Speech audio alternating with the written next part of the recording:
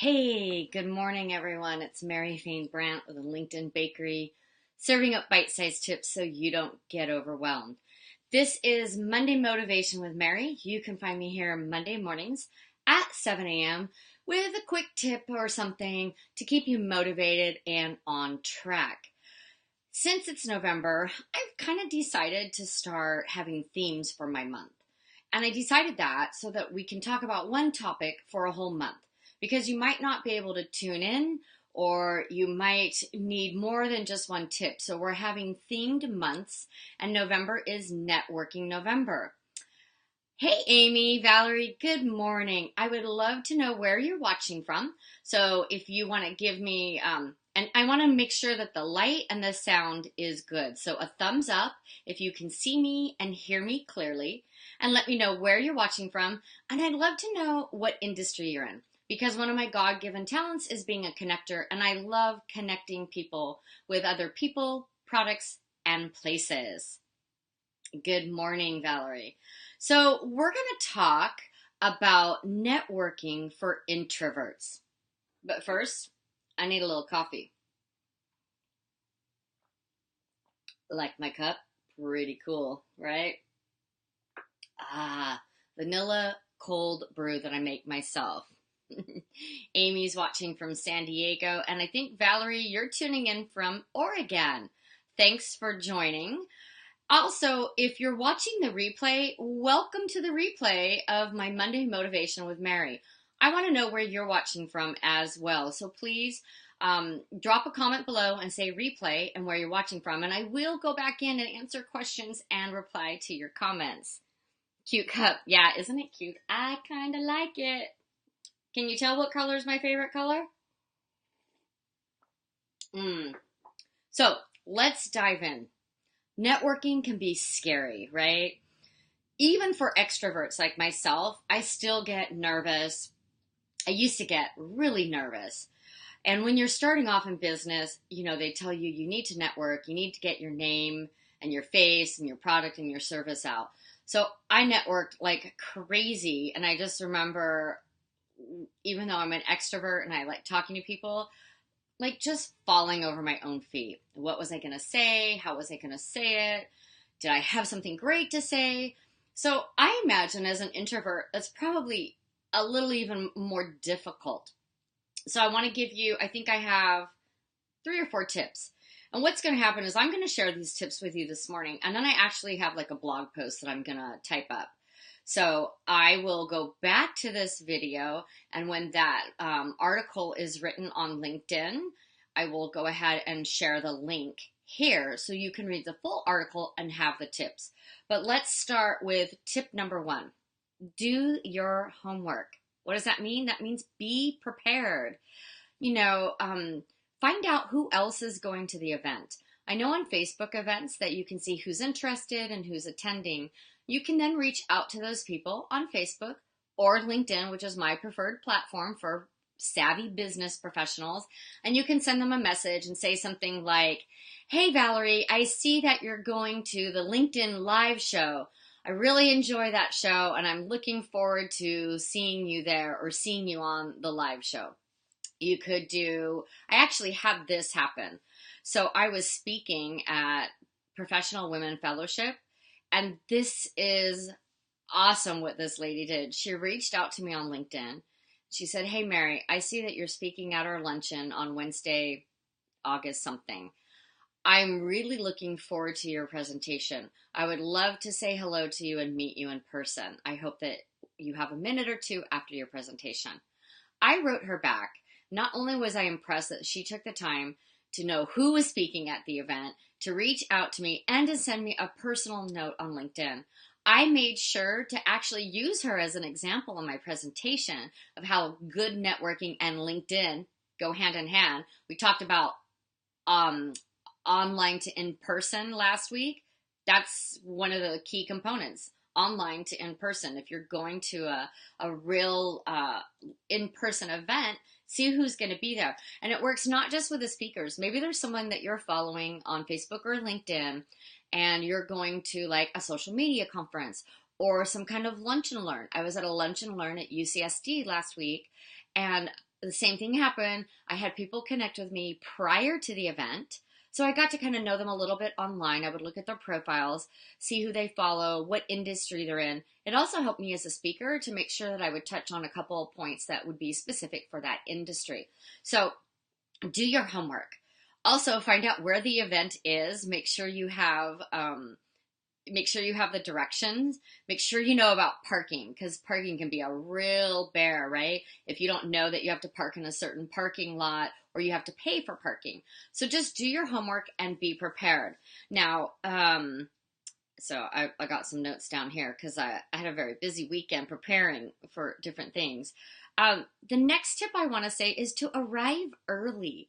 Now, I don't always get to arrive early, but I want to say for introverts, this is probably a key. This would be a pro tip. Why do you want to arrive early? You're like, oh, I don't want to be one of the first people there. Wrong. You do want to be one of the first people there, because if you arrive early, okay, first, let me back up. Do you ever go to a networking event later, like a half hour, an hour after it starts, and it's just massive people, and you walk in and you're like, where do I start? Who should I go talk to? Like, there's 4 people over here, 5 people over here. It's overwhelming, right?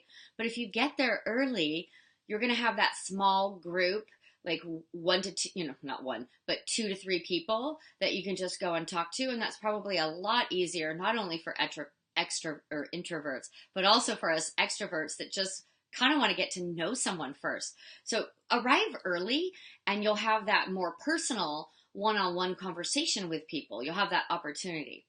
Okay, tip number 3, bring a friend.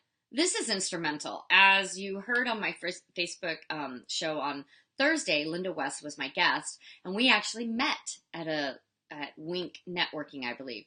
We actually kind of worked the networking circuit for a while, and we would actually call each other up and say, hey, you're going to that event, and maybe go together. Now, if you're an introvert, maybe you want to find a colleague or friend that's more of the extrovert to help get you out of your shell.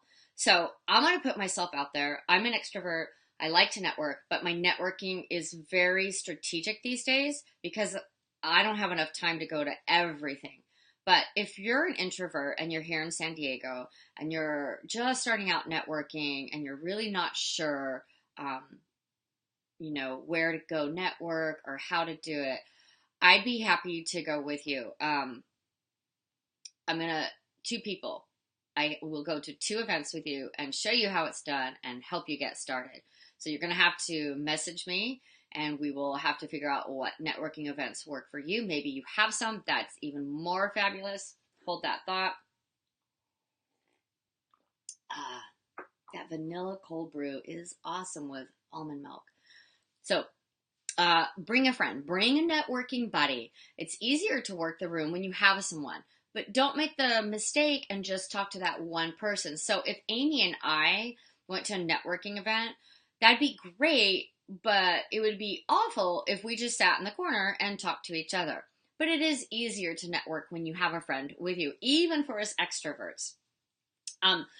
Be present. And I think for introverts, this is something maybe just in your DNA, a little easier.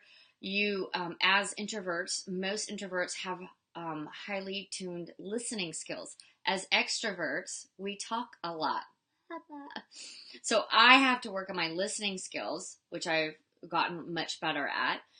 But as introverts, you have those highly effective listening skills. So be present in the moment and really listen to who you're talking to and take that all in and be ready to ask some great questions.